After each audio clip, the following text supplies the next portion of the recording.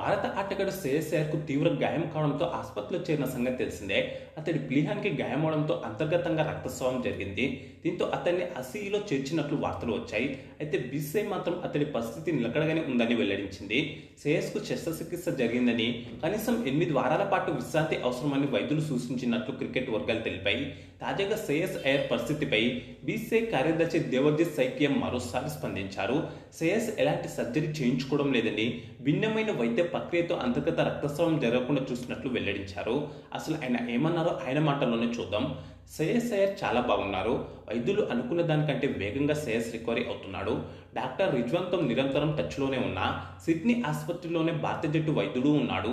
పూర్తిగా కోలుకొని రావడానికి కనీసం 8 వారాలు పడుతుందని అనుకుంటున్నాం. కానీ శ్రేయస్ తీరును చూస్తే ఇంకా ముందుగానే కోలుకునే ఆశ్చర్యపోవాల్సిన అవసరం లేదు. వైద్యులు కూడా శ్రేయస్ పరిస్థితి మెరుగుదలపై సంతృప్తిగా ఉన్నారు. ఇప్పటికే అతడు తన రోజువారీ కార్యక్రమాలను చేసుకుంటున్నాడు. అతడి గాయం తీవ్రమైందే కావచ్చు, కానీ ప్రమాదం నుంచి మాత్రం బయటపడ్డాడు. ఇప్పటికే ఐసీయూ నుంచి అతన్ని సాధారణ రూమ్కు మార్చారు.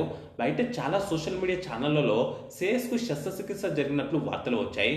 కానీ అతడికి ఎలాంటి సర్జరీ జరగలేదు. అతడి ప్లీహంలో అంతర్గత రక్తస్రావం ఆపేందుకు భిన్నమైన వైద్య ప్రక్రియను చేపట్టారు.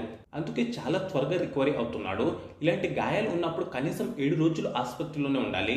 వేగంగా కోలుకుంటున్నప్పటికీ శ్రేయస్ కూడా ఆసుపత్రిలోనే ఉంటాడు అని సైకియా స్పష్టం చేశాడు. సిడ్నీ వేదికగా ఆసిస్తో జరిగిన 3వ వన్డేలో క్యాచ్ను అందుకుంటూ శ్రేయస్ గాయపడ్డాడు. మైదానంలోనే విలవిల్లాడిపోయిన అతన్ని ఆసుపత్రిలో చేర్చారు. ఇప్పటికే శ్రేయస్ కుటుంబ సభ్యులు ఆస్ట్రేలియాకు పయనమైన సంగతి తెలిసిందే. ఇక ఈ వీడియోకు లైక్, కామెంట్, షేర్ చేసి ఛానల్ను సబ్స్క్రైబ్ చేసుకోండి.